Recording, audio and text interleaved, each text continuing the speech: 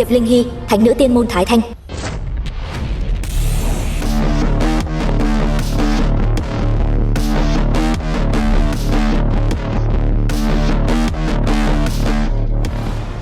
Diệp Thanh Vũ, thiên hậu ca nhạc.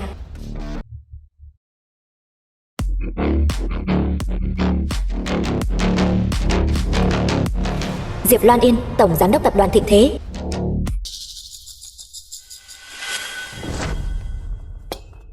Lão tàn phế, 3 ngày trước tôi đã nói với ông rồi, căn nhà này có phong thủy tốt nhất cả làng. Tôi muốn dùng làm phòng tân hôn. 3 ngày đã hết. Sao ông còn chưa cút đi? Tôi xem ông còn làm sao mà giả thân giả quỷ được nữa. Đừng, dừng tay. Đây chẳng phải là thánh nữ tiên môn Thái Thanh, Diệp Linh Hy, tổng giám đốc tập đoàn Thịnh Thế, Diệp Loan Yên, thiên hậu ca nhạc, Diệp Thanh Vũ sao? Cha, tôi đã tích được đức gì vậy? Ở cái làng rách nát này mà còn có thể gặp được 3 đại mỹ nhân này. Đại ca, 3 người họ gọi lão tàn phế này là cha. Diệp tổng, đây, chuyện này tất cả đều là hiểu lầm. Cút đi. Đi. Chị hai, hình như chính là ông ấy. Cha, chúng con là con gái của cha đây. Con gái? Con là Yên Nhi sao? Linh Nhi, Vũ Nhi. Những năm qua, cha nhớ các con lắm. Được rồi, chúng ta vào trong nói chuyện đi. Không ngờ ông lại bị liệt rồi. Đây cũng là quả báo mà ông đáng phải nhận. Con gái, đừng gọi chúng tôi là con gái, tôi thấy ghê tởm. Ký vào cái này đi. Kể từ nay, 3 chị em chúng tôi và ông không còn bất kỳ quan hệ gì nữa. Một kẻ tàn phế như ông cứ mãi sống nhờ trợ cấp xã hội, e rằng 1000 năm cũng không kiếm được số tiền lớn như vậy đâu nhỉ? Không, không phải. Ông là một kẻ tàn phế. Ông không ký được. Ông không ký. Tôi ký. Không, dừng lại.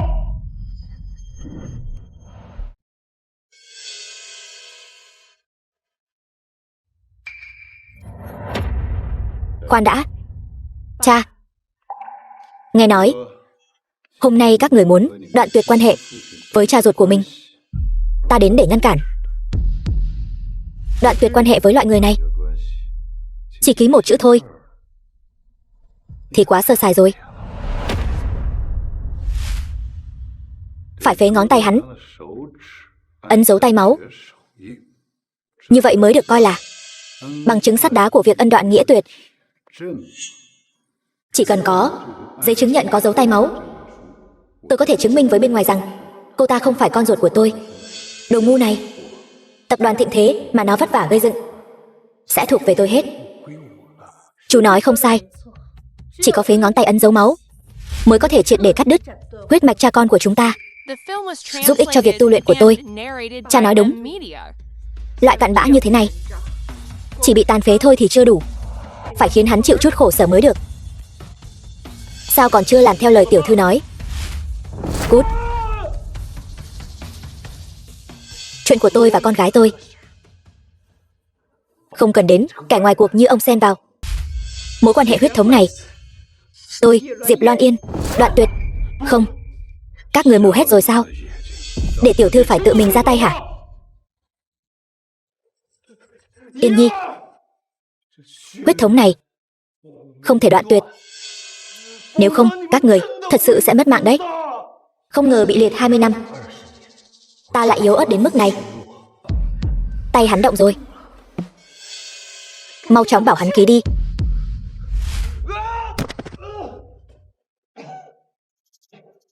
Tôi Diệp Linh Hy, tôi Diệp Thanh Vũ, đoạn tuyệt.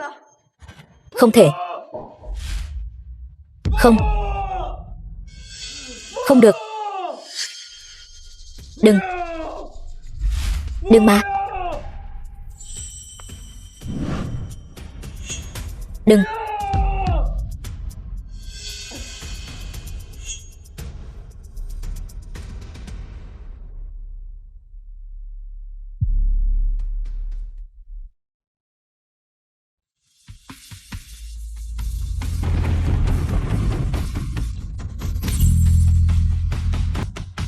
sao lại có sấm sét?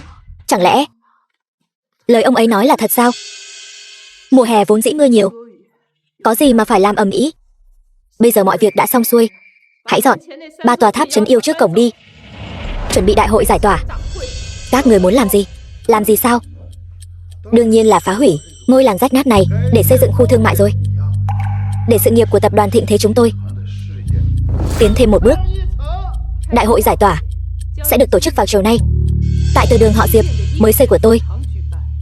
Đến lúc đó tôi sẽ đích thân đập 3 tòa tháp trấn yêu này để tăng thêm một chút nghi thức cho đại hội giải tỏa của tôi. Không thể đập. Yên Nhi, tòa tháp trấn yêu đó là dùng để trấn giữ vận rủi cả đời của các người đấy. Huyết thống đoạn tuyệt thì cứ đoạn tuyệt, vẫn còn đường xoay chuyển. Nhưng nếu tháp trấn yêu bị đập, vận rủi của các người sẽ hoàn toàn bị lật đổ.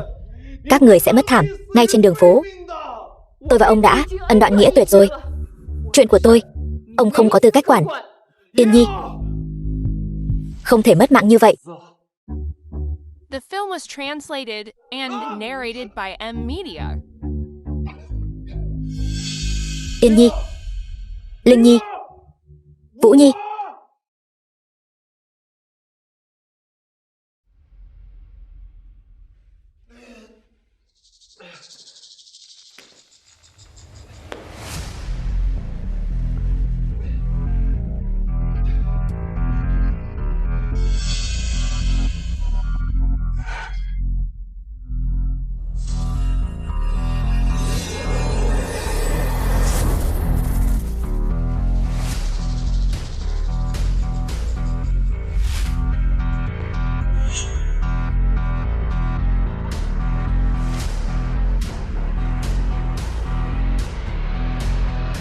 Ta nhất định phải cáo với Thượng Thiên để tranh thủ cho con gái ta một cơ hội sống sót.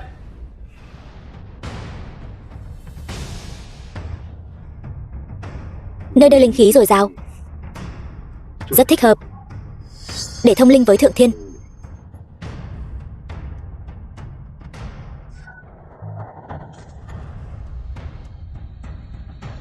Diệp Thiên Vân, ngươi vì mấy phàm nhân dám làm trái thiên đạo, đắc tội với Thượng Thiên, giờ ngươi có hối hận không? Ta cần phương pháp khôi phục khí vận cho con gái ta. Trong suốt 20 năm này, công lực của ngươi đã tiến bộ rất nhiều, không chỉ gấp mấy lần. Cần phải khôi phục khí vận, vậy hà tất phải cầu xin ta? Ngươi khiến ta bị liệt 20 năm, lẽ nào lại không biết ta khôi phục pháp lực cần thời gian? Ta cần phải, trước khi khôi phục pháp lực, làm gì đó cho con gái ta, đảo ngược khí vận. Vốn dĩ đã trái với thiên đạo, giờ còn muốn khôi phục, phải trả giá đấy. Chỉ cần có thể cứu con gái ta, bất cứ giá nào ta đều chịu đựng. Đến đây đi, sự trừng phạt của thiên đạo, ngươi đã tiếp nhận chưa?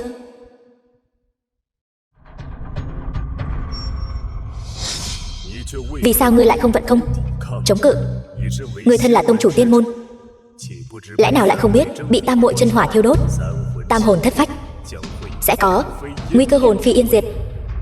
Nếu ta có thể lấy tan thành cho bụi làm cái giá, bảo vệ con gái ta bình an suốt đời, vậy thì ta tan thành cho bụi, hay cho một kẻ yêu con như mạng Diệp Thiên Vân, hay cho một kẻ còn vương vấn Trần Duyên, tông chủ tiên môn. Ngươi vì con gái mình làm đến mức này, nhưng chúng lại đối xử với ngươi như thế, bắt nạt ngươi, sỉ nhục ngươi. Ngươi có thấy đáng không? Vậy thì cứ bắt nạt ta, vậy thì cứ sỉ nhục ta, chẳng lẽ lại bảo ta trơ mắt nhìn con gái mất mạng sao? Ngươi khổ tâm yêu thương con gái, cảm động trời đất, nhưng Thượng Thiên chỉ cứu người tự cứu mình. Khí vận có thể khôi phục được hay không, tính mạng có giữ được hay không, mấu chốt còn phải xem chính con gái ngươi có muốn sống hay không. Chỉ cần 3 cô con gái của ngươi hướng về 3 nén hương cao này, tam khấu cửu bái, khí vận sẽ có thể khôi phục. Nhớ kỹ, nếu hương cao bị hủy hoại, thiên kiếp sẽ giáng xuống sớm. Vận rủi sẽ phản vệ gấp trăm lần.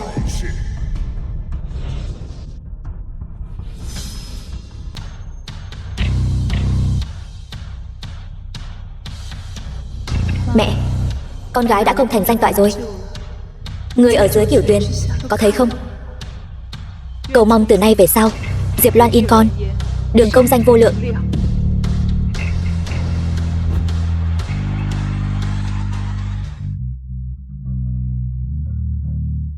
Dừng tay.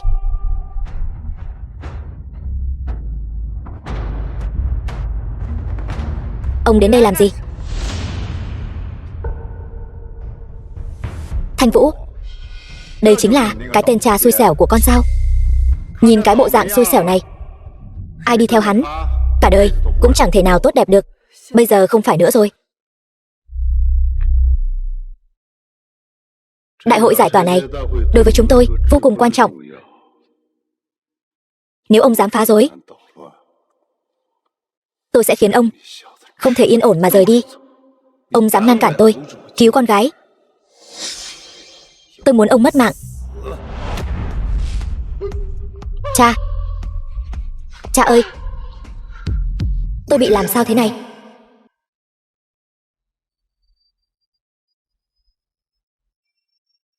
Thắp xong nén hương này, ông tìm một chỗ yên tĩnh mà đợi.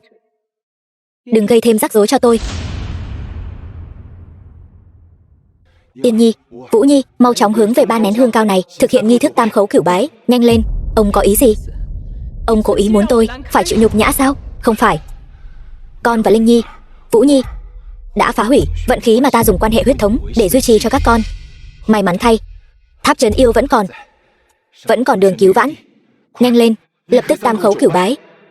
Nếu không, sẽ gặp tai họa đổ máu, không còn đường sống. Tên nhân cách tồi tệ nhà ông có thể đừng đến đây làm hại chị em chúng tôi nữa được không? Ông có biết ông làm như vậy sẽ khiến chúng tôi mất hết thể diện không?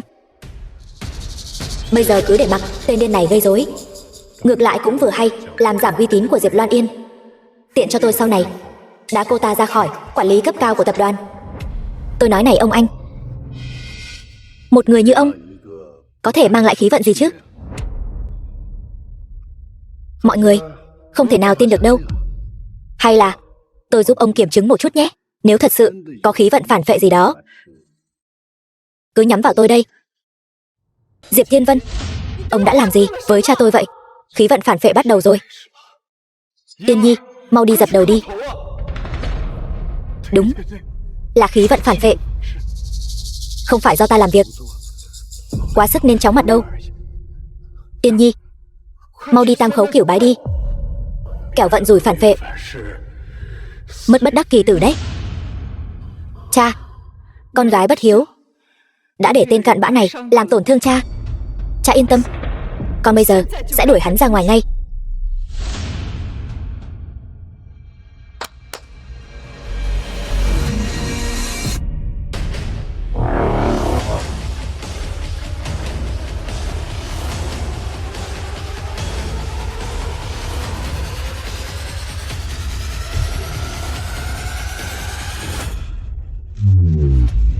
The film was translated and narrated by M Media.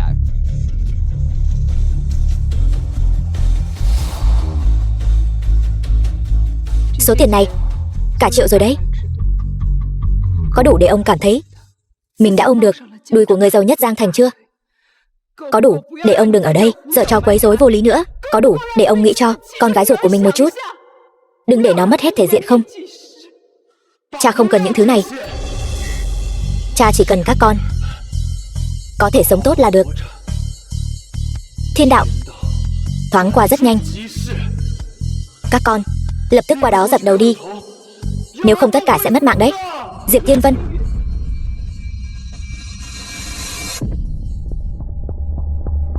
người này bị thần kinh sao? Nếu hắn ta là cha ruột của Diệp Tổng, chẳng lẽ Diệp Tổng cũng bị thần kinh sao? Diệp Thiên Vân, ông bỏ vợ, bỏ con, sinh ra mà không nuôi dưỡng, tôi nhịn. Ông hét giá trên trời, mở miệng sư tử, tôi cũng nhịn. Nhưng bây giờ ông, tại sao lại muốn tôi mất hết thể diện? Tại sao? Ông lại muốn làm tổn thương người cha đã nuôi dưỡng tôi từ nhỏ. Cha là vì tốt cho con mà. Vì tốt cho tôi. Ông căn bản không phải là cha tôi. Ông có tư cách gì để nói vì tốt cho tôi? Bây giờ mang theo nén hương cao của ông, cút ngay cho tôi.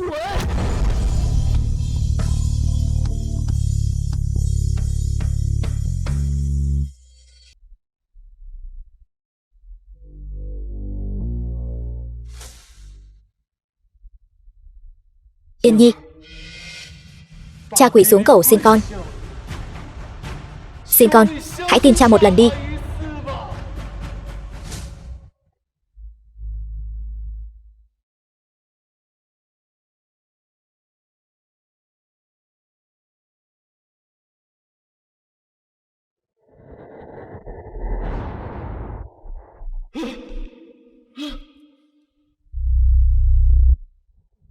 Bây giờ nhang đã tắt rồi. Cái gọi là vận mệnh phản phệ mà ông nói đâu? Mất bất đắc kỳ tử mà ông nói đâu? Bây giờ lập tức cút ngay cho tôi. Loan Yên, sao con lại không tin lời của cha ruột mình chứ? Lỡ như sự phản vệ của tai ương này thật sự xảy ra thì sao?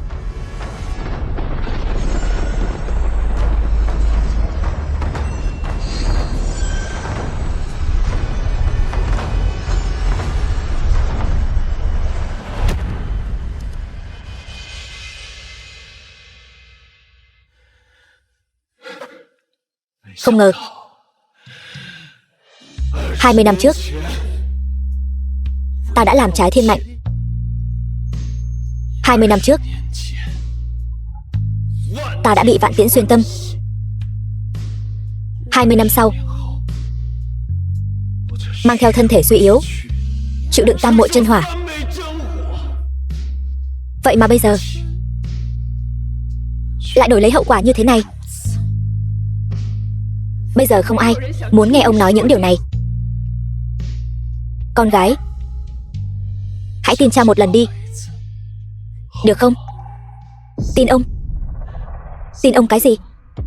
Tin ông nói năng bừa bãi, diễn xuất siêu phàm sao? Ai biết 20 năm nay ông đã chạy đi đâu tiêu dao? Ai biết việc ông bị liệt có phải là để lấy lòng thương hại của chúng tôi ở đây giả vờ không?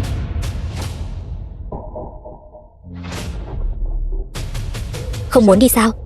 Được thôi. Vậy thì tôi sẽ đập tháp trấn yêu này, xem ông lấy gì để giả vờ nữa. Chị hai, mặt chị.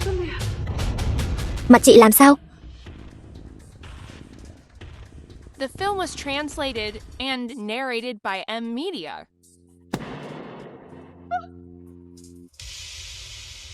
Thanh Vũ, mặt em cũng... Có phải là ông giở trò quỷ không? Tam thanh hóa khí. Trấn. Yên Nhi, Vũ Nhi, cha đã dùng tam thanh hóa khí để trấn áp vận mệnh phản vệ rồi. Các con mau rời khỏi đây đi. Đi càng xa càng tốt. Các người tuyệt đối đừng để bị hắn lừa gạt. Tập đoàn Thịnh Thế, đứng đầu ngành dược liệu, dự án bất động sản hàng chục tỷ, thị trường chứng khoán hàng trăm tỷ, vẫn đứng vững không hề suy xuyển. Làm gì có thiên kiếp nào. Rõ ràng đây chỉ là trò giả thần giả quỷ, chỉ là trò vặt mà thôi.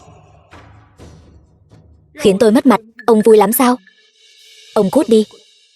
Ông không cút, tôi sẽ cho người tống cổ ông ra ngoài. Cút ngay. Chị hai,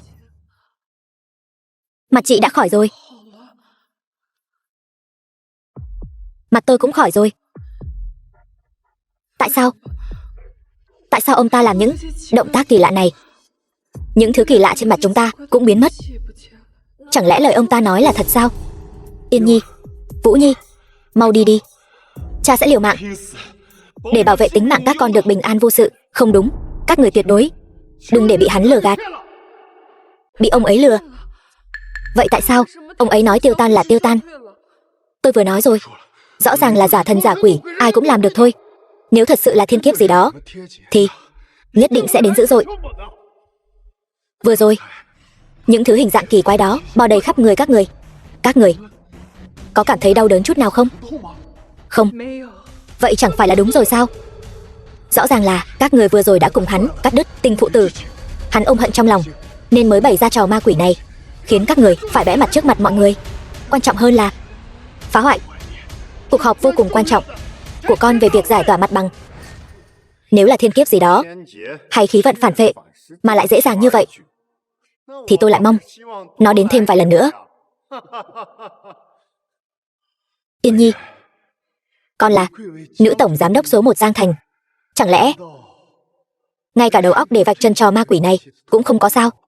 Rốt cuộc tôi ra đời mưu sâu, chỉ cần vài câu nói vừa có thể duy trì đại hội giải tỏa mặt bằng không bị phá hoại, lại vừa có thể làm tổn hại uy tín của Diệp Loan Yên trong nội bộ tập đoàn. Đuổi cô ta ra ngoài chẳng phải là chuyện trong tầm tay sao? Xin lỗi, vừa rồi tôi quá tức giận, nhất thời hồ đồ, khiến mọi người chê cười rồi. Bây giờ trò ma quỷ của ông đã bị vạch chân rồi, ông còn ngây ra đó làm gì? Mau cút đi. Yên Nhi, con vẫn không tin cha sao? Loan Yên đã nói rồi, bảo ông mau cút đi. Ông còn không cút sao? Cha.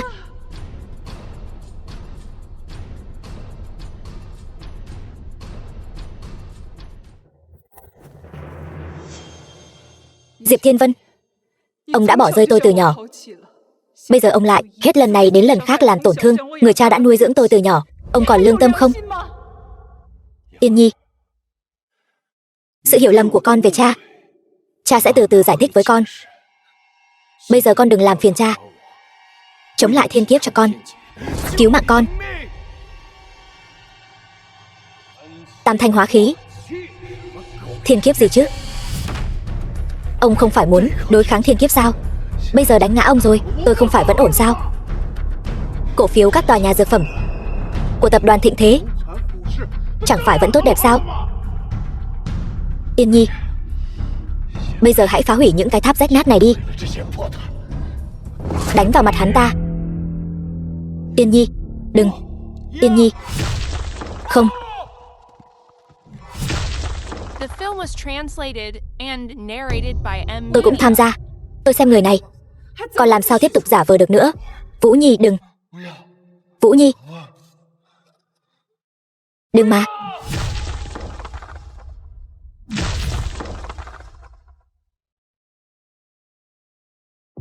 Tốt, cuối cùng cũng đánh được vào mặt người này rồi. Thiên kiếp gì chứ? Phản phệ gì chứ? Cứ nhắm vào tôi mà đến đi. Hãy để tất cả chúng ta đều được chứng kiến.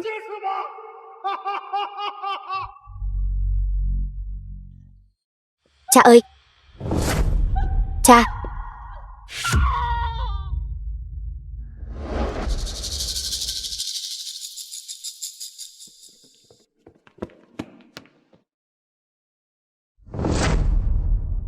Tôi đã đối xử với ông hết lòng hết nghĩa rồi. Tại sao ông vẫn muốn hại cha tôi? Ông không thể chịu được khi thấy tôi sống tốt sao? Chỉ cần liên quan đến tôi, ông đều muốn hủy hoại hết sao? Khí vận phản phệ, thân tàn mạng vong, thiên kiếp ập đến. Từng cảnh tượng này đều xảy ra trước mặt con.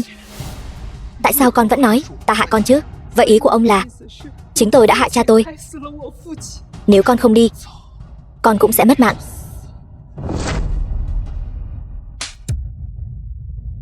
Tôi thật sự ngu ngốc.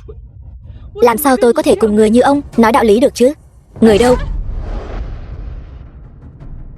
Con muốn làm gì? Đương nhiên là báo thù rồi. Yên Nhi, ta biết giữa chúng ta có hiểu lầm quá sâu sắc, không có cách nào để giao tiếp tốt. Nhưng con đừng làm loạn nữa. Nếu con cứ tiếp tục làm loạn, sẽ không có ai giúp con chống lại thiên kiếp đâu. Làm loạn, chỉ cần tập đoàn Thịnh Thế của tôi một ngày chưa sụp đổ, tôi sẽ không tin vào cái gọi là khí vận, thiên kiếp mà ông nói. Mang dao đến đây. Con muốn làm gì? Sinh ra mà không nuôi dưỡng, có thể trả bằng việc phế ngón tay. Hôm nay tôi tự phế 2 ngón tay để trả lại ơn sinh thành của ông. Từ nay tôi và ông ân đoạn nghĩa tuyệt. Diệp tổng, kho hàng bị cháy, khu nhà bị sập, cổ phiếu giảm sàn, tập đoàn Thịnh Thế tiêu rồi. Cái gì? Tập đoàn Thịnh Thế của tôi có hệ số an toàn đứng đầu toàn thành phố, cổ phiếu cũng được tính toán không sai sót. Người bên dưới làm việc kiểu gì vậy?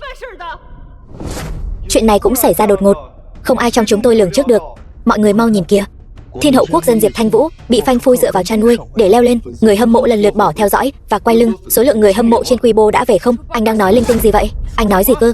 Thanh Vũ, các nhà đầu tư này chỉ trong nháy mắt đã rút hết vốn rồi. Chúng ta tiêu rồi. Thiên kiếp. Thiên kiếp thứ nhất đến, thân bại danh liệt. Thiên kiếp thứ hai đến, mất bất đắc kỳ tử. Yên Nhi, Vũ Nhi, chỉ còn 5 phút nữa, thiên kiếp thứ hai sẽ ập đến. Các con mau đi đi. Đạo thiên kiếp này ta sẽ giúp các con cản lại. Đã đến lúc này rồi. Sao ông vẫn còn ở đây, nói bậy? Chị hai, em nghĩ những gì ông ấy nói có chút lý lẽ. Dù sao thì những gì ông ấy vừa nói đều đã ứng nghiệm hết rồi. Nhưng bây giờ đại hội giải tỏa đã bị đẩy lên, tìm kiếm top đầu.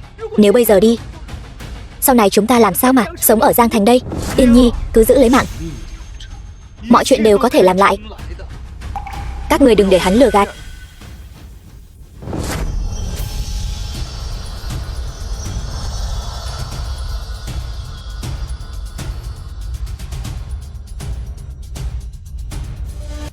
Đây chính là tông chủ trẻ tuổi nhất trong lịch sử tông môn, Mộ Dung Thanh Thu. Tồn tại như thần tiên vậy, hôm nay lại có thể được chiêm ngưỡng phong thái thoát tục. Tiên môn Thái Thanh làm việc, người không phận sự nên tránh xa.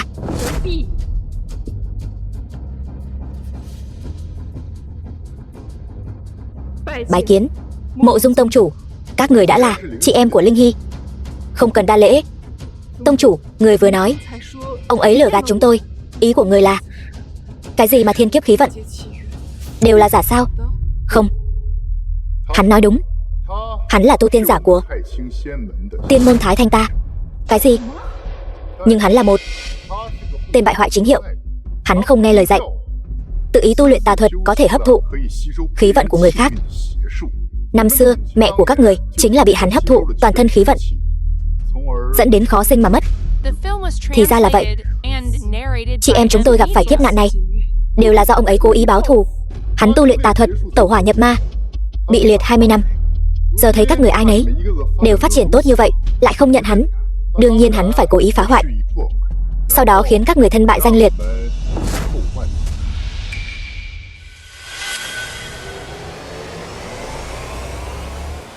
Chỉ cần có thể kích động được ba con ngốc này kiên quyết không tin Diệp Thiên Vân, rồi mất mạng dưới thiên kiếp, ta có thể đem ba cái linh khí tam thanh hộ thể này toàn bộ hấp thụ cho mình. Sau này ta sẽ vượt qua cả lão tổ tông môn. Mộ Dung tông chủ đã nói vậy rồi. Chắc là thật. Không ngờ ông ấy lại độc ác như vậy. Mộ Dung Thanh Thu, một thân pháp thuật của ngươi đều là do ta dạy cho. Ngươi vừa rồi phỉ báng ta như vậy là khi sư diệt tổ, ngươi biết không? Ông còn ở đó ăn nói hồ đồ. Tôi bây giờ sẽ khiến tên hung đồ như ông chôn cùng với mẹ tôi. Dừng tay. Chị cả, chị có ý gì? Chị che chở ông ấy sao? Tội nghiệp của ông ấy quá sâu nặng. Mất mạng chưa hết tội, chỉ là ông ấy đã là tu tiên giả. Vậy thì khí giới tầm thường chắc chắn là không làm gì được ông ấy. Muốn ông ấy đền tội với mẹ, chỉ còn cách chị ra tay thôi. Linh Nhi, Yên Nhi và Vũ Nhi đều không tin ta.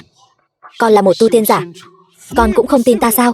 Chính vì tôi là tu tiên giả nên tôi biết ngay cả lão tổ tông môn cũng không thể nghịch thiên cải mệnh. Ông dựa vào cái gì mà làm được? Ông bây giờ vẫn nên suy nghĩ kỹ, xuống dưới làm sao tạ tội với mẹ tôi đi. Ngự kiếm thuật, chị cả quả nhiên là thiên chi kiêu tử của tông môn.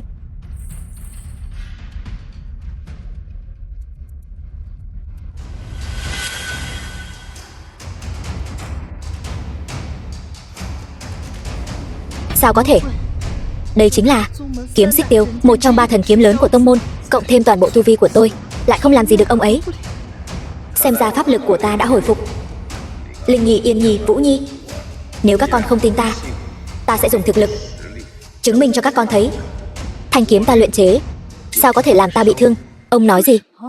Thanh kiếm này là do ta tranh cử trước tông chủ tiền nhiệm tại đại hội luyện kiếm, tự tay đúc nên. Chuyện này Mộ Dung tông chủ hẳn là rõ nhất. Ông nói ông là tông chủ tiền nhiệm. Nếu ông ấy là tông chủ tiền nhiệm, vậy lời ông ấy nói có phải là sự thật không? Lời nói có thể lừa người, nhưng hành động thì không. Bây giờ có thể tin ta rồi chứ? rời khỏi đây, tránh né đạo thiên kiếp thứ hai. Hôm nay ngũ hành thuộc hỏa, hỏa khắc kim, mà kiếm xích tiêu thuộc ngũ hành kim. Ngươi đương nhiên không thể phát huy uy lực của nó, mà ngươi lại dám nói mình là tông chủ tiền nhiệm. Ta thấy ngươi mới chính là kẻ khi xưa diệt tổ. Thì ra là vậy. Diệp Thiên Vân, ông còn muốn giả vờ đến bao giờ? Mộ Dung Thanh Thu, ngươi bóp méo sự thật, vu khống ta thì thôi đi, ngươi lại còn dám gây chia rẽ, ngăn cản ta cứu con gái ta.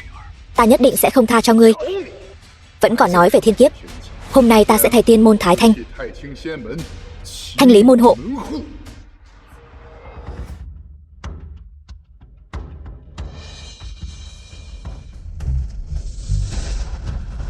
Là pháp thiên tượng địa, tu vi của tông chủ lại đạt đến trình độ này. Mộ Dung tông chủ, hãy giữ lại cho ông ấy một hơi thở. Tôi muốn tự tay lấy mạng ông ấy để báo thù cho mẹ tôi. Thành lòng giáng ma.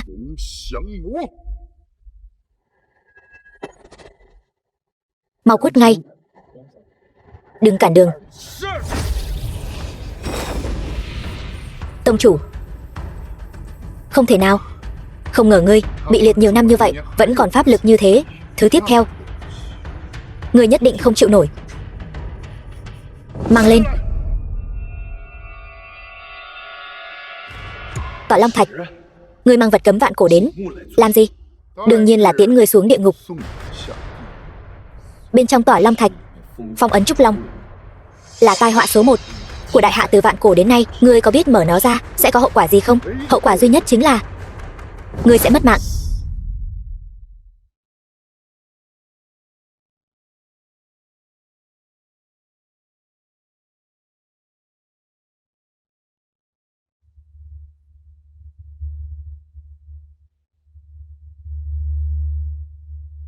Vật cấm duy nhất của đại hạ này, ngươi chịu nổi không?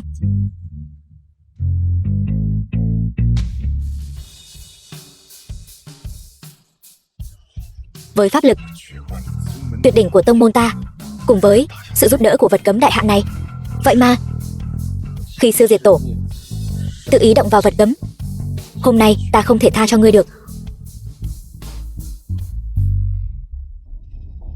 Không ổn, đạo thứ hai lại đến sớm hơn dự kiến.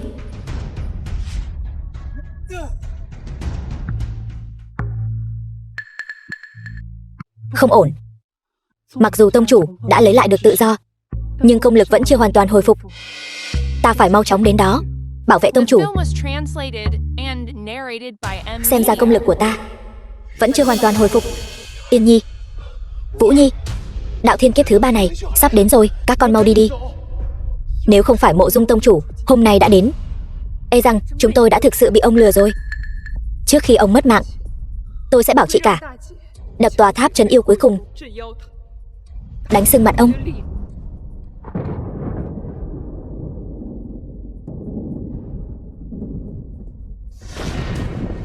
Yên Nhi, Vũ Nhi, mau đi. Nếu vận may này là do ông ban cho tôi thả không cần. Ông không phải nói thiên lôi sẽ đánh chúng tôi sao? Cứ để nó đánh đi. Đến đây.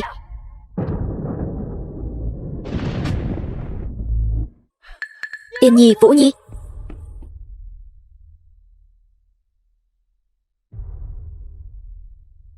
Mộ Dung tông chủ, những gì ông ta nói đều là sự thật sao?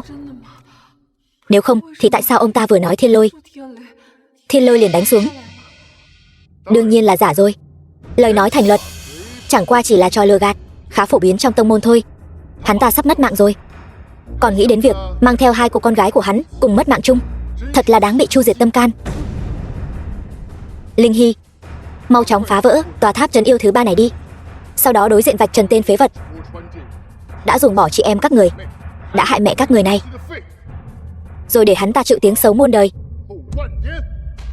Linh Nhi, sở dĩ các con vận rủi cả đời vẫn chưa hoàn toàn bộc phát, chính là nhờ tòa tháp trấn yêu duy nhất còn sót lại này đã trấn giữ nó. Nếu con hủy luôn cả nó, các con sẽ bị vận rủi đeo bám, vạn kiếp bất phục đấy. Tôi không muốn nói nhảm với ông nữa. Linh Nhi, tránh ra cho tôi. Được. Con muốn đập tòa tháp trấn yêu này phải không? Được thôi,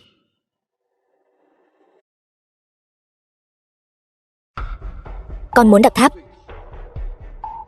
thì hãy bước qua xác của ta mà đi.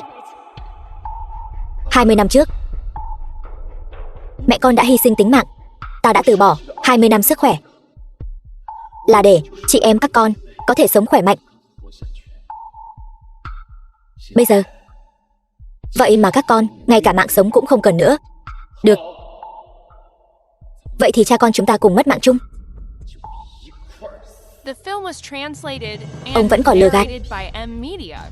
Là ông muốn mất mạng, nhưng chỉ là một mình ông mất mạng thôi.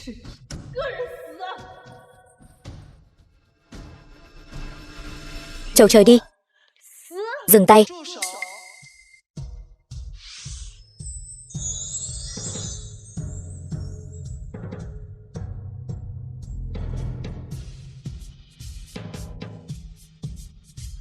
Các người có biết ông ấy là ai không? Cá thối tôm hôi từ đâu đến mà cũng dám đến đây gây rối. Thanh Vũ, không được vô lễ. Thánh nữ tông môn Diệp Linh Hy bái kiến Tử Hư thần nữ. Vị này chính là người đã tồn tại ngàn năm ở trong tông môn, vị thần tiên sống, thực lực vượt xa tông chủ. Sao ngài ấy lại đến đây? Em biết rồi. Chắc là nể mặt chị cả nên mới đến đây để chúc phúc cho chúng ta. Tọa long thạch này là ai đã mở ra? Chẳng lẽ không biết lão tổ tông môn đã từng lập lời thề kẻ nào dám mở ra sẽ phải mất mạng sao? Thần nữ, xin hãy nghe con trình bày. Sinh phụ của con, Diệp Thiên Vân, tội ác tày trời, tu luyện tà thuật, cướp đoạt khí vận của mẹ con. Giờ đây lại thấy chị em chúng con không muốn nhận ông ấy, liền ôm hận trong lòng, muốn hãm hại chúng con thân bại danh liệt, mất mạng thảm. Chính là tông chủ thực sự không thể chịu đựng được mới thả Trúc Long ra để chế phục ông ấy. Hành động này của tông chủ thực chất là trừng trị kẻ gian ác, duy trì chính nghĩa, chứ không phải là vi phạm lời thề của lão tổ.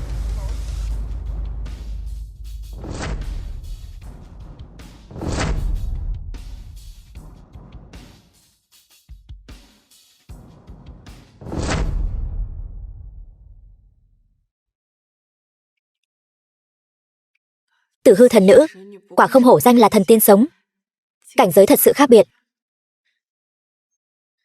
Ông cứ chờ mất mạng đi. Cái thát này đánh người bất hiếu, cái thát này đánh người lấy oán báo ơn, cái thát này đánh người không bằng cầm thú. Thuộc hạ không phục. Ta chỉ là vì báo thù cho mẹ mất thảm của ta thì có lỗi gì chứ? Ngươi có biết cha của các ngươi mới chính là tông chủ thật sự của tiên môn Thái Thanh không? Ông ấy là tông chủ của tiên môn Thái Thanh. Vậy tại sao ông ấy lại tu luyện tà công hại mẹ tôi mất mạng? Ông ấy còn muốn tìm chị em chúng tôi để trả thù. Khí vận của chị em các người vốn dĩ sinh ra đã phải mất mạng, chính là cha của các người. Vì các người đã làm trái thiên đạo, nghịch thiên cải mạnh, xoay chuyển khí vận của các người để đổi lấy sự trưởng thành khỏe mạnh cho các người. Các người có biết 20 năm qua những gì ông ấy phải chịu đựng hình phạt của thiên đạo là nỗi khổ như thế nào không? Tôi không tin. 20 năm qua, điều tôi thực sự cảm nhận được đều là ơn dưỡng dục của cha nuôi tôi, cùng với sự nỗ lực và vất vả của tôi khi bôn ba trên thương trường. Ngài bây giờ nói với tôi về khí vận hư vô mờ mịt là có thể phủ nhận tất cả mọi thứ của tôi sao? Tiên Nhi, nói nhiều vô ích, mau đi thôi. Vẫn chưa chịu đi sao? Nhất định phải mất mạng ở đây mới vừa lòng sao? Diệp Thiên Vân, ngươi vì muốn lừa gạt ba cô con gái của ngươi lại dám tìm ngươi giả mạo Tử Hư thần nữ. Ngươi chê mạng mình quá dài sao? Tông chủ, ngươi nói vậy là có ý gì? Cô ấy là giả mạo. Sao có thể như vậy? 10 năm trước, khi tôi bế quan ở Nam Sơn, đã tận mắt nhìn thấy Tử Hư thần nữ. Sao có thể chỉ là giả mạo? Một cái xác ngoài thôi thì có thể nói lên được điều gì chứ? Linh Hy, ngươi đường đường là thánh nữ tông môn, không lẽ lại bị một cái xác ngoài lừa gạt sao? Ngươi có biết giả mạo thần nữ là tội lỗi tày trời như thế nào không? Thế này đi, ngươi bây giờ tự tay lấy mạng Diệp Thiên Vân, tên bại hoại này, rồi dập đầu tạ tội. Ta có thể tha cho ngươi một mạng. Chán sống. Sao lại như vậy? Ngươi vì các con gái của Diệp Thiên Vân mà chạm vào khí vận, tu vi lại thoái lui nhiều đến thế này sao? Ngay cả ta cũng không đánh lại. Các người đều thấy rồi chứ, đường đường là thần nữ, có tu vi ngàn năm, sao công lực còn không bằng Mộ Dung Thanh Thu ta? Nàng ta nhất định là giả mạo. Diệp Thiên Vân, ngươi vì lừa gạt ba đứa con gái này của ngươi, thật sự đã hao tâm tổn trí rồi nha. Thì ra là thế. Ông nghĩ rằng làm như vậy sẽ khiến chúng tôi đồng tình với ông sao? Điều này chỉ khiến ông càng thêm ghê tởm thôi. Mộ Dung Thanh Thu, ngươi dám đối với thần nữ ra tay tàn độc như vậy, ngươi đáng mất mạng. Ông đừng có ở đây giả vờ giả vịt nữa. Tôi bây giờ sẽ phá hủy tòa tháp trấn yêu cuối cùng này, phá hủy bộ mặt giả dối của ông. Linh Nhi, không được đập. Nếu đập rồi, chị em các con sẽ mất mạng hết. Tránh ra.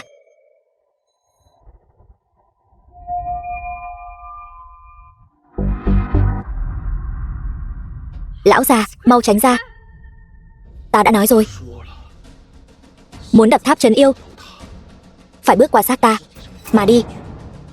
Con không nghĩ cho bản thân mình, cũng phải nghĩ cho hai đứa em gái của con chứ. Cũng nghĩ cho mẹ của con đi chứ. Đừng lải nhải nữa, chầu trời đi, xem ông còn chống đỡ bằng cách nào nữa. Một đòn hợp lực của tôi và tông chủ lại không thể làm gì được ông. Sao có thể như vậy? Sức mạnh của tông chủ đã hoàn toàn hồi phục rồi. Quả không hổ danh là người duy nhất khiến ta cam tâm thần phục suốt ngàn năm qua.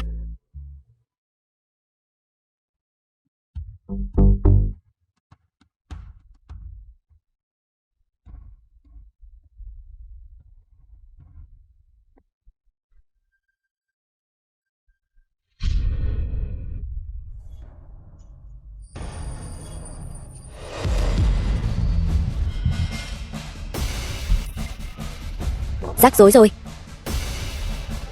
Linh Nhi, mau đưa Yên Nhi, Vũ Nhi đi ngay. Đi càng xa càng tốt. Đi cái gì mà đi? Giờ đây tòa tháp trấn yêu thứ 3 cũng đã vỡ nát. Những lời nói dối về thiên kiếp, khí vận của ông đã tự sụp đổ rồi. Tôi xem ông còn lấy gì để lừa chúng tôi nữa. Hiện tại 3 tòa tháp trấn yêu đã hoàn toàn bị phá hủy. Cái phản vệ vận mạnh mà ông nói ở đâu? Thiên kiếp lại ở đâu? Lời nói dối ông lừa gạt chị em chúng tôi đã bị vạch trần rồi. Ông còn gì để nói nữa?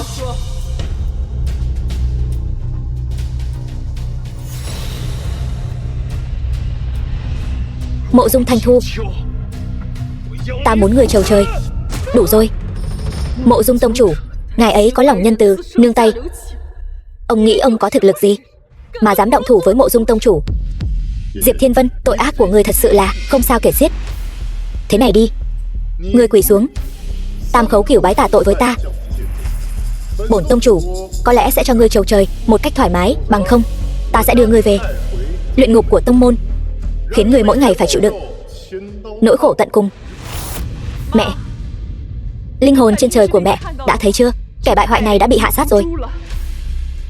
Bây giờ lời nói dối của ông đã bị vạch trần rồi. Ông còn không mau nhận tội.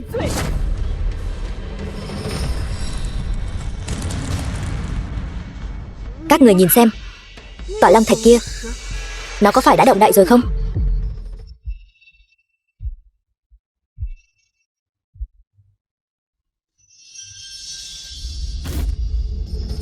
Quả là ác vận mạnh mẽ. Trúc Long lại khiến ta hóa hình thành công. Chị cả, đây là quái vật gì vậy? Chị cũng không biết. Là Trúc Long hóa hình thành công.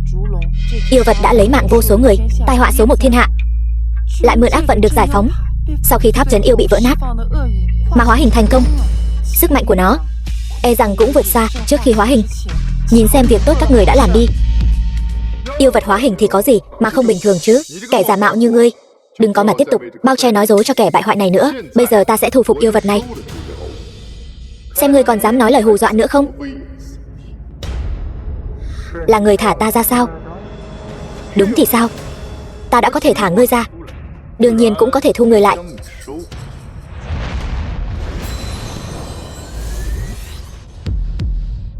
Chuyện này sao lại thế này? Với thực lực của tông chủ, lại không thể làm hắn bị thương. Tu vi không tệ đấy chứ. Ta muốn.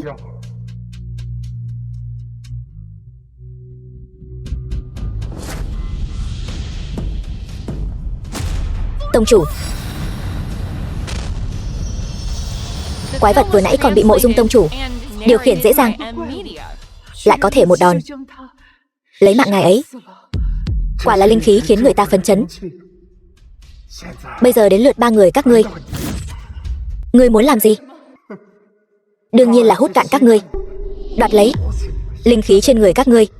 Bọn ta cũng không phải người tu tiên, trên người không có linh khí. Ngươi có thể thả bọn ta đi không? Thả các ngươi sao? Ba người các ngươi có linh khí tam thanh dồi dào, là vật đại bổ hiếm có, giúp tăng trưởng tu vi. Ta há có thể để các ngươi đi. Kẻ nào cho ngươi cái gan dám ở trước mặt ta động đến con gái ta? Ngươi là... Ta nhớ ra rồi. Ngươi là cựu tông chủ tiên môn Thái Thanh, Diệp Thiên Vân phải không? Ông ấy thật sự là tông chủ sao? Đúng vậy. Ta còn phải cảm ơn ông ta thật nhiều. Nếu không phải nhờ ông ta đã xây 3 tòa tháp trấn yêu này, trấn áp ác vận cả đời của các người, ta khó lòng mà trong khoảnh khắc này hấp thụ được ác vận mạnh mẽ đến thế, giúp ta hóa hình. Ác vận? Chẳng lẽ những gì ông ấy nói đều là thật sao? Đương nhiên rồi. Nếu không phải nhờ sự trấn áp nghịch thiên cải mạnh, làm sao có thể sống sót đến bây giờ? Sức mạnh của ác vận mà các người phải chịu đựng từ xưa đến nay chưa từng có. Nếu không phải các người đã phá hủy tháp trấn yêu, ta cũng không thể có được ác vận mạnh mẽ đến nhường này và mượn nó để hóa hình thành công. Hóa ra chúng ta có thể sống đến bây giờ, có được thành tựu như vậy, đều là nhờ vào ông ấy. Hóa ra ông bị liệt 20 năm đều là vì nghịch thiên cải mạnh cho chúng tôi. Đó là bí thuật của tông môn bọn ta, đến nay vẫn chưa ai luyện thành được. Các người có biết không, cha của các người là người duy nhất trong ngàn năm qua nắm giữ được thuật nghịch thiên cải mạnh. Đáng tiếc, ngài vì các người mà bị liệt 20 năm, chịu đựng nỗi đau vạn tiễn xuyên tâm. Các người lại kiên quyết không tin, nhưng đối với lời xúi giục của bọn tiểu nhân lại tin tưởng tuyệt đối. Hóa ra ông ấy đã vì chúng tôi hy sinh nhiều đến thế, nhưng chúng tôi lại... Cha, thôi đi. Ta không có thời gian ở đây nghe các người diễn kịch bi lụy đâu. Cứ để các người trở thành hòn đá lót đường đầu tiên cho việc ta hủy diệt đại hạ và xưng bá vũ trụ đi. Đáng tiếc, có ta ở đây, ngươi ngay cả cái từ đường này cũng đừng hòng bước ra. Nực cười. Ta đã tu luyện ngàn năm trong tỏa long thạch, giờ lại còn hấp thụ được ác vận mạnh mẽ đến thế. Ngươi căn bản không phải là đối thủ của ta. Cha, con sẽ cản hắn lại. Mọi người mau đi đi. Còn có con nữa, con nữa. Cha đã bảo vệ chúng con 20 năm. Bây giờ đến lượt chúng con bảo vệ cha.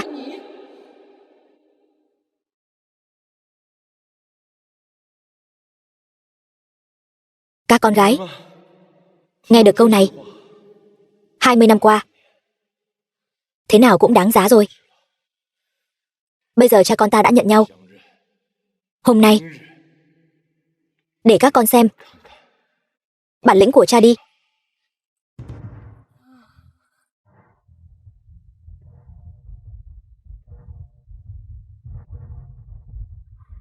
Pháp thiên tượng địa mở.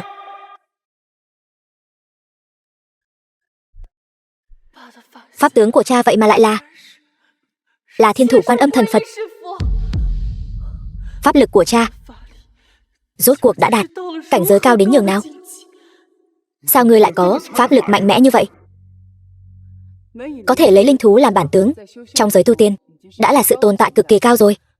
Khi hỗn độn sơ khai, vạn vật lấy kỳ lân làm chúa tể, do đó lão tổ tông môn lấy kỳ lân làm pháp tướng. Điều này trong số các phàm nhân tu tiên giả đã là cảnh giới cực kỳ cao rồi. Mà trên hỗn độn còn có thần Phật, trên thần Phật lại còn có tiên tôn. Mà tông chủ như thế này lấy Thiên Thủ Quan Âm làm thần Phật pháp tướng, e rằng tu vi đã đạt đến cảnh giới tiên tôn. Chẳng trách ông ấy có thể nghịch thiên cải mạnh cho chúng ta. Nhưng chúng ta lại luôn không tin tưởng người cha thân thiết nhất của chúng ta. Ông ấy mới là người khiến chúng ta sống lại từ cõi âm. Thần Phật pháp tướng gì chứ, cảnh giới tiên tôn gì chứ. ta đã nhận được ác vận mạnh mẽ đến thế này. Ngươi căn bản không thể thắng được ta. Lão tổ tiên môn Thái Thanh đã giam cầm ta ngàn năm. Mối thù của hắn, cứ lấy ngươi ra mà báo đi. Cha, cẩn thận. Điều này không thể nào. Tiếp theo, đến lượt ta. Kiếm đến.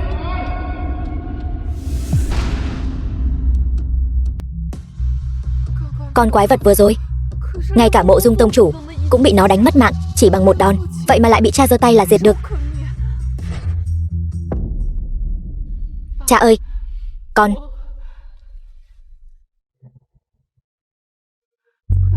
Cha ơi, cha đang làm gì vậy?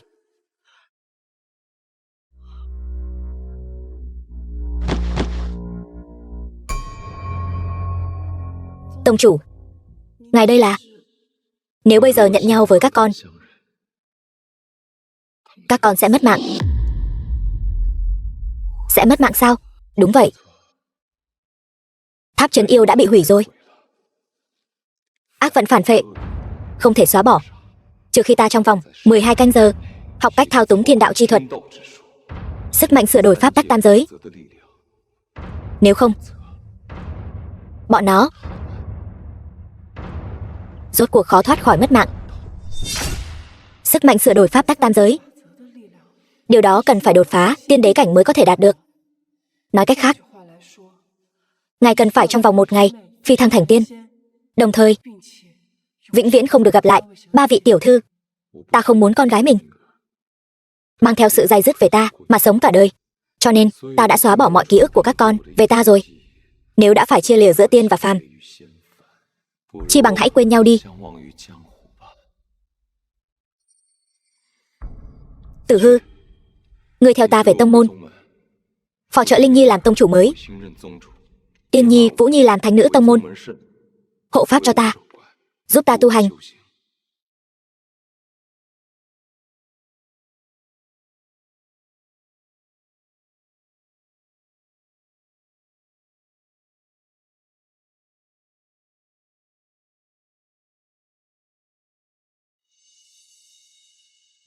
Chư vị đệ tử, hôm nay triệu tập đại hội tông môn.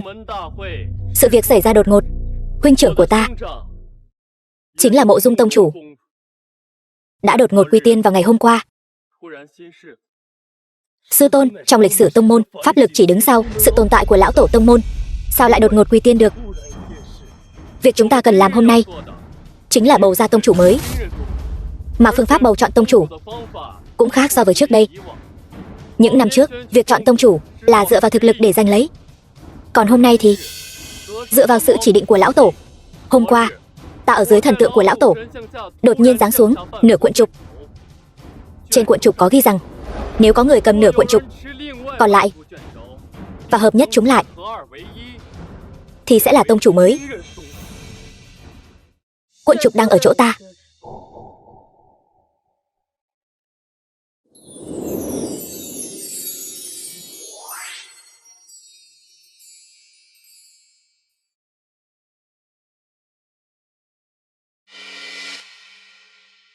Ta từ Cửu Thiên phía trên giáng xuống pháp chỉ, ra lệnh cho thánh nữ tông môn Diệp Linh Hy làm tông chủ mới. Còn vị trí thánh nữ tông môn thì do Diệp Loan Yên và Diệp Thanh Vũ tiếp quản, thường xuyên giữ vững ý niệm phò chính nghĩa, bảo vệ thái bình cho phàm gian.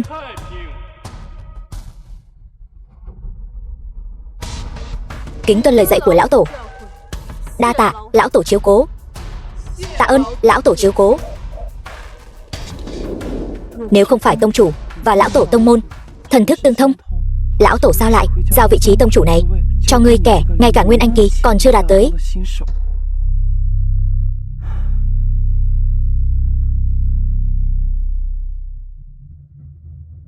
Đệ tử tông môn quỳ lại tông chủ. Chúng ta bái kiến tông chủ. Bái kiến tông chủ. Mọi người miễn lễ. Nay ta đã lên làm tông chủ, việc đầu tiên chính là trình diện trước mọi người. Hung thủ đã sát hại Mộ Dung tông chủ. Tông chủ, người biết hung thủ sát hại huynh trưởng của ta là ai sao? Nếu bắt được tên ác tặc đã sát hại sư tôn của ta thì quả là đã báo được một mối thù lớn cho tông môn ta. Nói ra thì thật không may, người này lại có mối nhân duyên cực lớn với ta. Mối nhân duyên cực lớn sao? Mời Tam đại trưởng lão dẫn theo kẻ phản bội tiên môn Thái Thanh. Diệp Thiên Vân. Mời Tư pháp trưởng lão, chấp pháp trưởng lão, truyền công trưởng lão.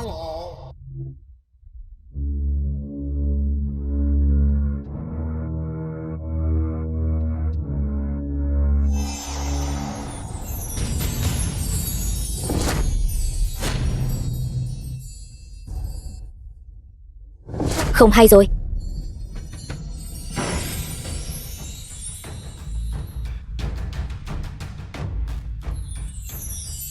Người này là cha của ta, cũng là kẻ bại hoại của tiên môn Thái Thanh, Diệp Thiên Vân.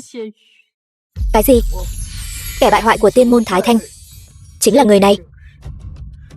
Tu luyện tà thuật đoạt lấy khí vận của người khác để dùng cho bản thân. 20 năm trước đã đoạt lấy khí vận của mẹ ta, khiến cho chị em chúng ta sinh ra đã không có mẹ.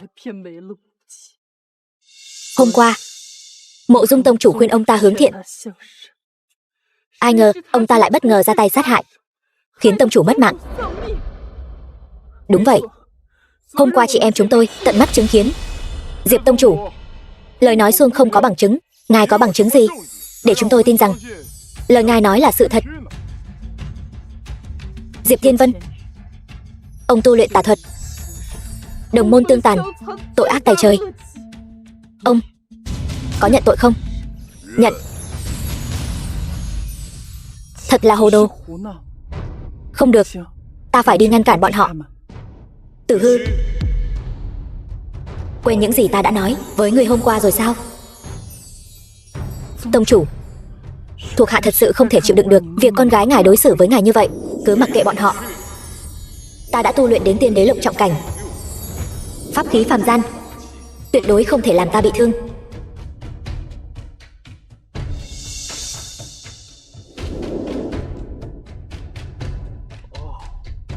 Ta nhớ ra rồi. Huynh trưởng từng nói với ta rằng trong tông môn đã từng xuất hiện một kẻ bại hoại tu luyện tà thuật, đã tẩu hỏa nhập ma. Hôm qua khi huynh trưởng rời đi cũng đã nói với ta rằng huynh ấy sẽ đi trừng gian diệt ác. Nhưng không ngờ rằng kẻ huynh ấy trừng phạt lại là cái ác của chính tiên môn Thái Thanh. Ta nhớ ra rồi. Chính là ông ta hôm qua đã tự ý xông vào tông môn. Nếu không phải nhờ Diệp Thánh Nữ kịp thời chế phục ông ta thì hôm nay chúng ta đã bị ông ta hại thảm rồi. Ông ta dám dùng tà thuật lên chính vợ và con gái ruột của mình. Trên đời này lại có kẻ đáng ghét đến thế sao? Đệ tử khẩn cầu, hãy xử lý ông ta ngay hôm nay, tru sát theo chính pháp, lấy mạng hắn đi.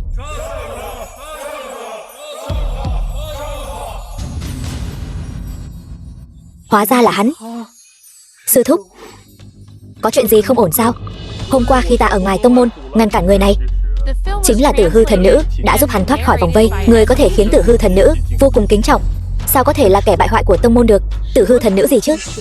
Đó là kẻ giả mạo ông ta mời đến. Kẻ giả mạo sao? Mộ Dung tông chủ tiền nhiệm đã đích thân xác nhận, tuyệt đối không thể là giả. Hôm qua ta từng thấy kẻ giả mạo đó giao chiến với Mộ Dung tông chủ, nhưng ngay cả một chiêu của Mộ Dung tông chủ cũng không thể chống đỡ nổi. Nếu là Tử Hư thần nữ thật sự, sao lại có biểu hiện như vậy? Hóa ra là bị hắn lừa. Vậy xin ba vị trưởng lão nhanh chóng phán quyết, xử tử kẻ này ngay tại chỗ. Xin trưởng lão nhanh chóng phán quyết, xử tử kẻ này ngay tại chỗ đi. Xử tử ngay tại chỗ. Hai vị nghĩ sao? Nếu tông chủ đã khẳng định như vậy, phạm nhân cũng đã nhận tội rồi, sao không mau chóng kết án đi? Còn chờ gì nữa?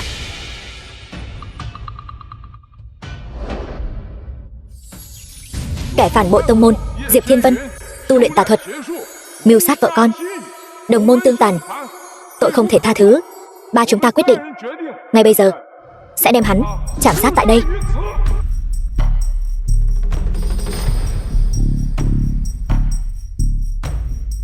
Quả nhiên trưởng lão minh mẫn.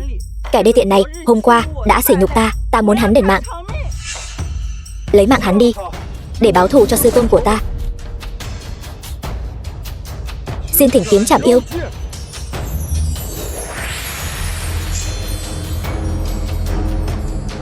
Nắm giữ kiếm chạm yêu này, diệt sạch gian tà, trời đất sẽ rộng mở. Diệp Thiên Vân, ta hỏi ngươi lần cuối, ngươi có nhận tội không? Nhận. Được. Xin trưởng lão chấp pháp.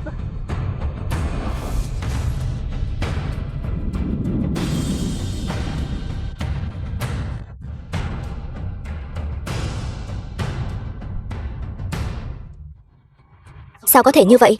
Kiếm chạm yêu là thần kiếm số 1 của tông môn. Từ khi được luyện hóa đến nay, luôn bách chiến bách thắng, làm sao có thể bị một kẻ bại hoại tông môn đánh bật ra chứ? Nếu là người tu luyện tà công, tuyệt đối không thể có được tu vi cao như vậy để chống lại sự sắc bén của kiếm chạm yêu. Sao lại thế này?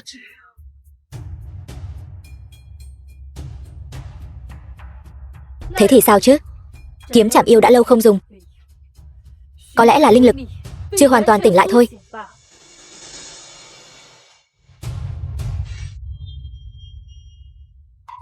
Dùng máu của ta triệu gọi linh hồn của ngươi. Yêu ma đều bị trừng phạt, tam giới rộng mở. Chuyện gì đang xảy ra vậy? Để ta thúc đẩy toàn bộ công lực.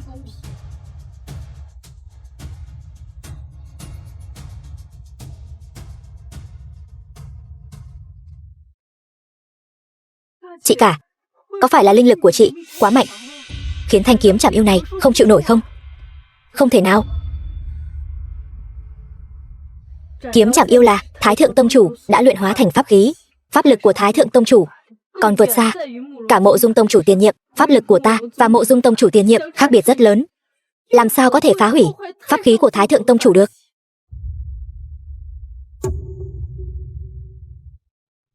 Các người mau nhìn.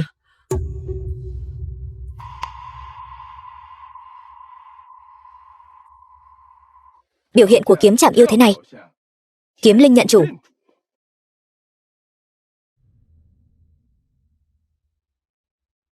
Kiếm linh nhận chủ sao? Đúng vậy. Tất cả thần khí của tông môn đều có linh tính. Phàm là nhận ra linh khí của người tu luyện sẽ giống như thế này, dập đầu vái lại. Nói như vậy, thanh kiếm chạm yêu này thà tự mình vỡ nát cũng không làm tổn thương ông ta, cũng là biểu hiện nhận chủ sao?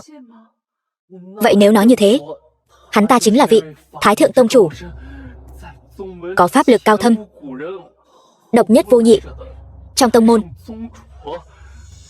Không hiểu vì sao mọi thông tin về Thái Thượng Tông Chủ trong nội bộ tông môn đều đã bị xóa sạch. Ta đã xem qua hồ sơ, vẫn còn tồn tại những vị lão nhân tông môn có giữ lại một phần ký ức nhất định. Ngoại trừ việc biết pháp lực của hắn mạnh mẽ, thiên phú cao vời, khiến người ta không thể tin nổi, thì đều không thể cung cấp bất kỳ thông tin nào về Thái Thượng Tông Chủ. Trong tông môn chỉ còn lưu lại một truyền thuyết về người này. Nhưng nếu là kiếm chạm yêu, kiếm linh nhận chủ, thì tuyệt đối sẽ không sai. Ông ta chính là Thái Thượng Tông Chủ. Thì ra là vậy. Vậy người này càng thêm tội ác tày trời. Mộ Dung trưởng lão, lời này là sao? Hắn đã là Thái Thượng Tông Chủ mà vẫn tu luyện tà công, hại người không ít, chẳng lẽ không phải càng thêm tội ác tày trời sao? Đúng vậy. Nếu không, tại sao hắn lại phải đem thông tin của hắn xóa bỏ hoàn toàn? Lại vì sao biến mất 20 năm? Việc này chỉ có một khả năng. Tội nghiệp của hắn quá sâu nặng, đến mức ngay cả bản thân hắn cũng biết không thể cứu vãn. Ta mặc kệ hắn có phải là Thái Thượng Tông Chủ hay không, món nợ sỉ nhục ta hôm qua, ta tuyệt đối không thể bỏ qua. Hèn chi sư tôn của ta mất mạng dưới tay hắn, có pháp lực cao siêu như vậy, không tạo phúc cho thế nhân, lại đi làm hại chúng sinh, thật sự là tội không thể tha thứ. Đúng vậy. Các người nhìn xem, cho đến tận bây giờ hắn vẫn luôn nhắm chặt hai mắt, không hề biện giải chút nào. Đây không phải là lương tâm cắn rứt thì còn có thể là gì nữa? Thì ra là vậy. Ông rõ ràng có thể trở thành niềm tự hào lớn nhất đời của chúng tôi, Nhưng ông lại chọn trở thành kẻ thù lớn nhất đời của chúng tôi. Tôi thật sự hận ông thấu xương. Lấy mạng hắn đi.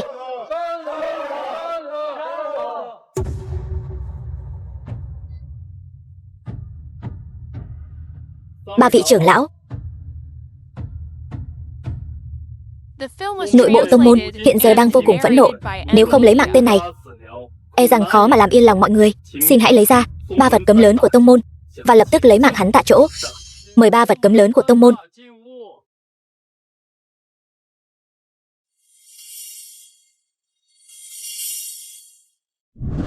Thiên Lôi chú phủ, luyện yêu thần đỉnh, diệt hồn linh phiên.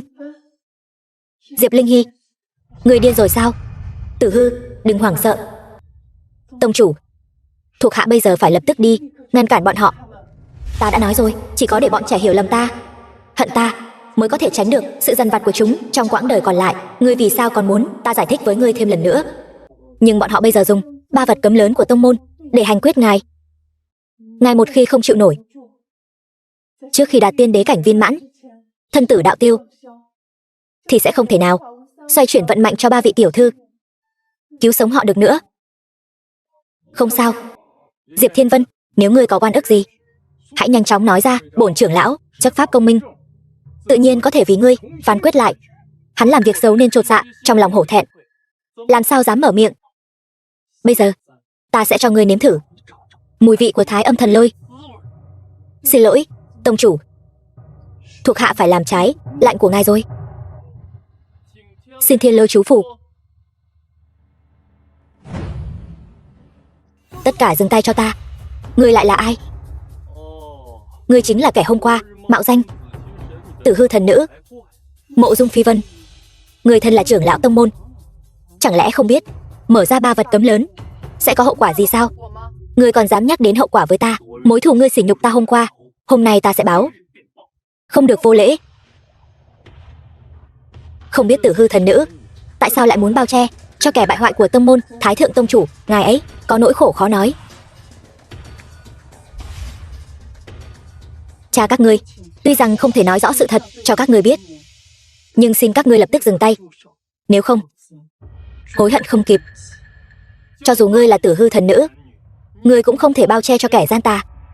Huống hồ Diệp Thiên Vân đã nhận tội và chịu phạt, im lặng không nói. Hắn có oan ức gì, hoàn toàn có thể tự mình nói ra. Các ngươi có biết tông chủ, ngài ấy Tử Hư không được nói. Ta tự có tính toán, ngươi đừng tùy tiện nhúng tay vào. Ngài có oan ức gì, ngài có thể nói ra. Dù thế nào đi nữa, lập tức dừng tay. Ta biết rồi. Chẳng lẽ bọn họ đang song tu hoan hỉ nên người mới bao che cho hắn sao? Nếu thần nữ đã không có gì để nói, xin ngài đừng đối đầu với toàn bộ tông môn. Xin Thái Âm Thần Lôi.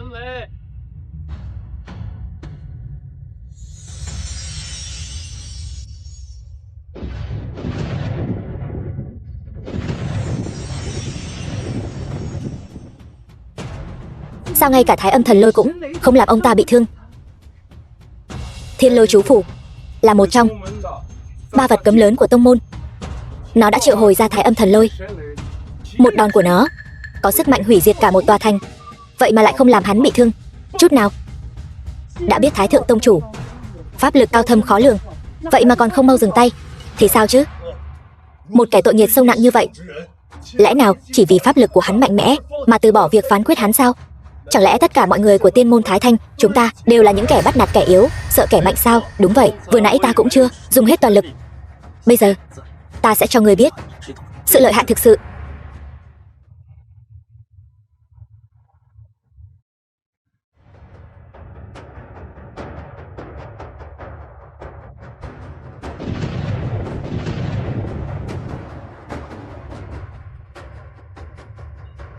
Trưởng lão,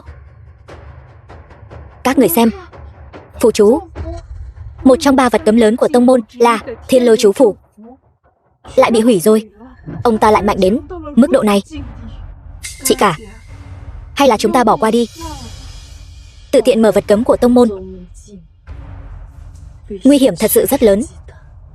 Các ngươi chi bằng hãy nghĩ xem, nếu cha các ngươi thật sự tu luyện tà thuật, là kẻ bại hoại tông môn, làm hại người khác để lợi mình. Vậy tại sao vừa rồi các ngươi dùng thần khí nguy hiểm như vậy tấn công ông ấy, mà ông ấy lại không hề né tránh?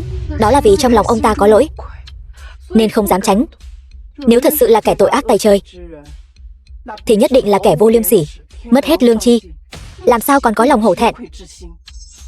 Dừng tay đi, hãy tin ta, cha các ngươi thật sự có nỗi khổ tâm, không thể nào đã làm chuyện tội ác tày trời như vậy, làm sao có thể có nỗi khổ tâm. Ta thấy hắn ta đã tu luyện một loại tà công cực kỳ lợi hại, nên mới không né tránh. Đúng vậy, nếu đợi đến khi tà công của hắn ta đại thành, chẳng phải chúng ta sẽ gặp họa sao? Mời vật cấm lớn thứ hai, luyện yêu thần đỉnh. Ngươi Thiên Lôi chú phủ sở dĩ không làm gì được hắn ta, là vì quẻ bói hôm nay bất lợi cho Thiên Lôi phát huy.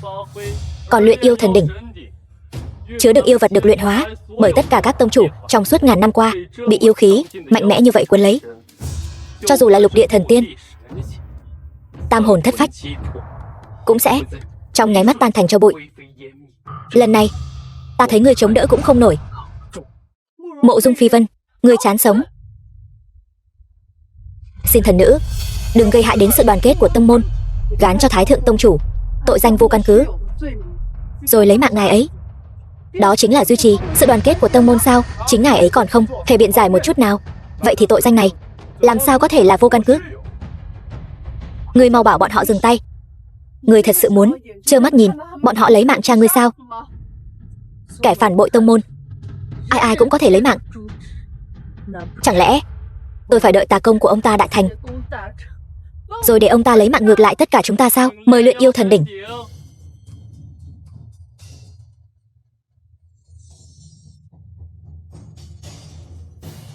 Yêu khí thật mạnh, ta chưa từng cảm nhận được yêu khí mạnh mẽ đến thế này. Ngươi đi chầu trời đi. Lạ thật, sao lại không có chút động tĩnh nào? Yêu khí này bao quanh hắn, nhưng không hề làm hắn bị thương chút nào, mà càng giống như là chân long hộ thể của hắn vậy. Tiên đế bát trọng cảnh. Phá.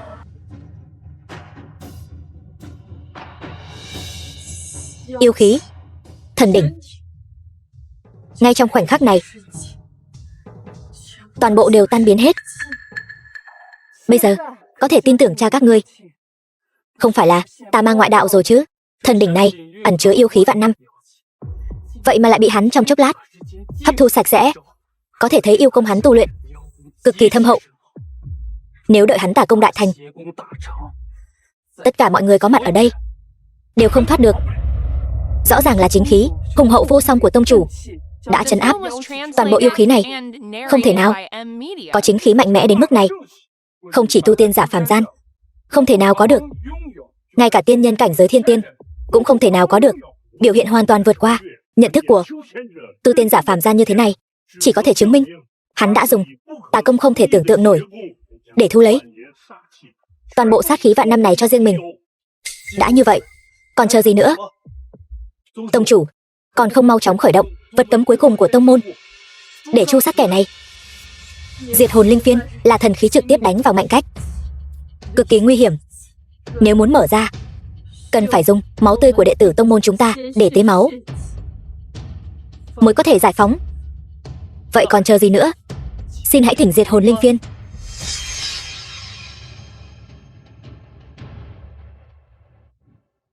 Các ngươi dám mở diệt hồn linh phiên, ta sẽ khiến các ngươi máu đổ tại chỗ. Thần nữ, ngài còn bao che cho kẻ này nữa thì trời đất khó dung.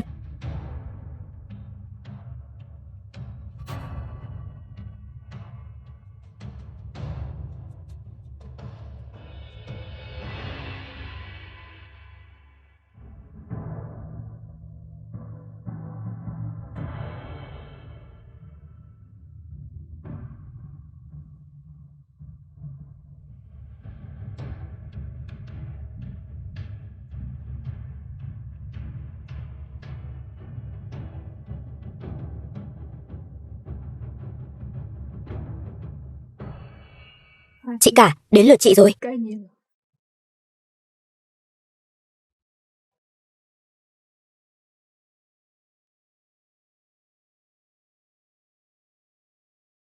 Diệp Linh Hy, người đặt huyết ấn này xuống thì sẽ không còn đường quay đầu nữa. Bổn tông chủ tuân theo ý nguyện của tất cả đệ tử. Trong tông môn thanh lý bại loại, cần gì đường lui. Diệt hồn linh phiên mở, mạnh cách phá, thần hồn diệt. Cho dù là sở hữu mạnh cách vô song, thần bất tử, cũng sẽ thần hồn câu diệt, hóa thành một luồng u hồn, vĩnh viễn đắm chìm trong 18 tầng địa ngục. Thế chẳng phải tốt sao? Đối với kẻ tội ác tày trời như thế này, đây là hình phạt hắn đáng phải nhận. Ngươi có biết làm như vậy là bất hiếu, là lấy oán báo ơn, là không bằng cầm thú không? Tử hư thần nữ, tông môn chúng ta trên dưới đều kính trọng ngài, không phải để ngài ở đây nói năng bậy bạ, gây rối vô cớ. Nếu ông ta thực sự có oan ức gì, ông ta hoàn toàn có thể nói ra ngay bây giờ. Ngươi có biết cha của các ngươi, Tử hư? Không được nói. Tông chủ.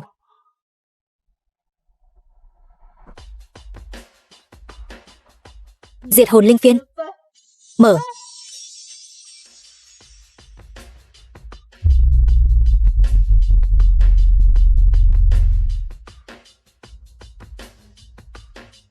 Diệt hồn linh phiên quả không hổ danh là đứng đầu các vật cấm của tông môn. Cho dù hắn hấp thu hàng tỷ tà linh, tăng tiến tu vi thì đã sao?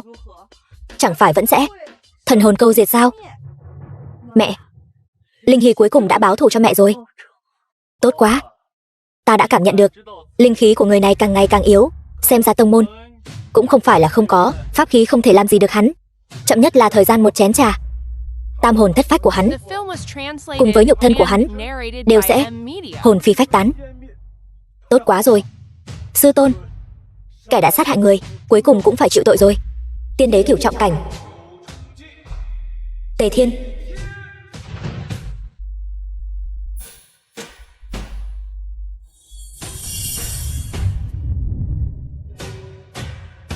Tông chủ đã bị diệt hồn linh phiên tiêu diệt rồi. Không ngờ tới, thật sự khiến ông ta biến mất. Xem ra trên người này tà công vô cùng thâm hậu, lại phải dùng đến pháp khí số 1 dẫn tới thiên địa dị tượng mới có thể tiêu diệt được hắn. Tốt. Mọi chuyện cuối cùng cũng đã hoàn thành. Bây giờ Diệp Thiên Vân đã chịu tội. Thần nữ, ngài còn gì để nói nữa không?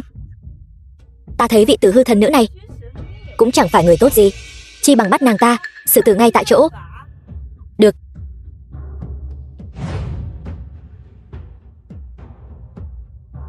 Các ngươi làm rất tốt. Tiêu rồi. Tông chủ vì quá yêu con gái mà quên mất quái vật này. Đây là quái vật gì? Im miệng, không được nói bậy.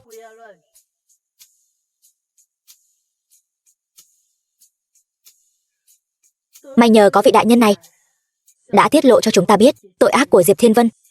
Nhờ vậy mới biết được 20 năm trước kẻ đã hại mẹ ta mất đi tính mạng là ai. Kẻ hại Loan Yên và Thanh Vũ mất đi tất cả những gì họ đang có lại là ai. Thì ra là vậy. Vậy thì quả thực là may mắn nhờ có vị cao nhân này giúp chúng ta khi Diệp Thiên Vân, kẻ bại hoại này của tông môn, đang tu luyện tà công, kịp thời bắt giữ và xử lý hắn. Nếu không hậu quả sẽ không thể tưởng tượng nổi. Ta đại diện cho toàn bộ tông môn cảm ơn cao nhân đã giúp chúng ta trừ gian diệt ác. Cảm ơn cao nhân đã giúp tiên môn Thái Thanh chúng ta trừ gian diệt ác. Lời cảm ơn thì miễn đi. Nếu trở ngại lớn nhất ngăn cản ta hủy diệt tam giới đã bị các người lấy mạng, vậy thì ta không cần phải tiếp tục giả vờ nữa. Ngài đây là có ý gì?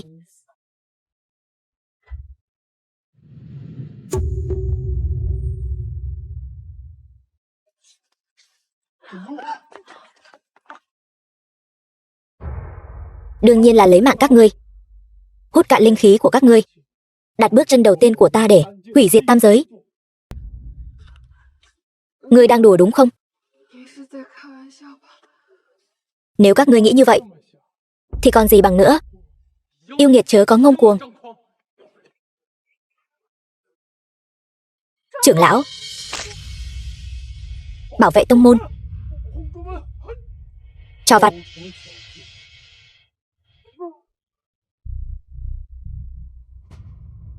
Không ngờ rằng Sau khi hấp thu vận rủi của 3 tòa tháp trấn yêu bị hủy diệt, công lực của ta lại tăng cường nhiều đến thế. Thật sự phải cảm ơn các ngươi thật nhiều. Nếu không phải các ngươi ngu xuẩn tột độ, tự mình chán sống, ta cũng sẽ không có cơ hội như thế này. Ngươi có ý gì? Chẳng lẽ trước đây tất cả đều là ngươi lừa gạt chúng ta sao? Ta lời giải thích. Dâng linh khí của các ngươi lên để tăng cường công lực cho ta đi. Ai đã cho ngươi sự tự tin đó? Tốt quá rồi. Tông chủ đã đạt cảnh giới tiên đế đại viên mãn, đã phi thăng rồi. Rốt cuộc ông là sự tồn tại như thế nào? Ngay cả diệt hồn linh phiên cũng không làm gì được ông. Các con, có vài chuyện vốn dĩ ta không muốn nói cho các con biết. Để ta nói thay hắn. Cha mà các ngươi luôn miệng gọi là đồ cặn bã, kẻ bại hoại, mới chính là ân nhân cứu mạng thực sự của các ngươi. Cái gì? Mệnh số của mấy kẻ ngu xuẩn các ngươi sinh ra đã là mất mạng. Nếu không phải cha các ngươi dùng tam thanh hóa khí thay các ngươi nghịch thiên cải mệnh, trấn áp vận rủi cả đời của các ngươi, thì các ngươi căn bản không thể sống đến bây giờ. Sao có thể như vậy? Vậy những gì ngươi nói trước đây tính là gì? Đương nhiên là lừa ngươi rồi. Nếu không phải như vậy, làm sao ta có thể mượn tay các ngươi loại bỏ kẻ thù lớn nhất của ta? Nếu đã là như vậy, tại sao không nói thẳng với chúng tôi? Tông chủ vì muốn giúp các người áp chế vận rủi, cần phải trong vòng 1 ngày tu thành cảnh giới tiên đế, phi thăng thiên giới, và cùng các người đời này không còn gặp lại. Sở dĩ xóa bỏ tất cả ký ức của các người về ngày ấy là thà rằng các người hận ngày ấy cả đời, cũng không muốn các người sống trong sự hổ thẹn. Thì ra là vậy. Ông ấy không phải tội ác tày trời, trong lòng có lỗi. Ông ấy là tình phụ tử như núi. Ông ấy đã hy sinh tất cả vì chúng tôi, nhưng chúng tôi lại đã xem người cha âm thầm hy sinh tất cả vì chúng tôi, như kẻ thù không đội trời chung của tôi. Thôi đủ rồi. Những lời hối hận đó hãy xuống địa ngục mà nói đi. Nhờ phúc của các ngươi, cha của các ngươi bị vật cấm của tông môn liên tục tấn công, bây giờ đã là một phế nhân rồi. Bây giờ ta sẽ tiễn cha con các ngươi lên đường. Ngươi chắc chắn ta đã mất hết pháp lực rồi sao? Ngươi nghĩ ta không nhìn ra sao? Hiện tại khắp người ngươi không còn một chút pháp lực nào. Ngươi nghĩ rằng ngươi thay một bộ quần áo giả vờ làm tiên đế, ngươi có thể lừa được người khác, nhưng không lừa được ta đâu. Hôm nay ta sẽ phế ngươi trước, rồi để ngươi tận mắt chứng kiến ta sẽ hút cạn linh khí các con gái của ngươi.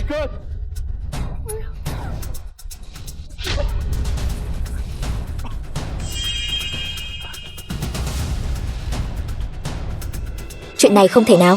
Ngươi gây họa loạn thiên hạ, đảo lộn trắng đen, khiến cha con chúng ta tương tàn. Bản đế tuyệt đối không tha cho ngươi.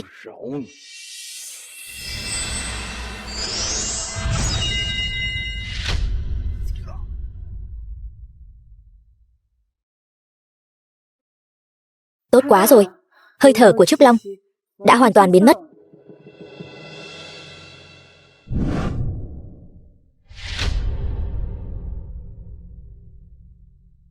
Tại sao người lại giấu chúng con? Người đã hy sinh cho chúng con nhiều đến thế, nhưng chúng con lại đối xử với người như vậy. Con thật sự rất hối hận. Cha, các con và ta, duyên phận cha con đã hết. Đời này hãy chia tay tại đây. Cha, con không muốn cha đi. Cha đừng đi. Cha đừng đi mà, được không?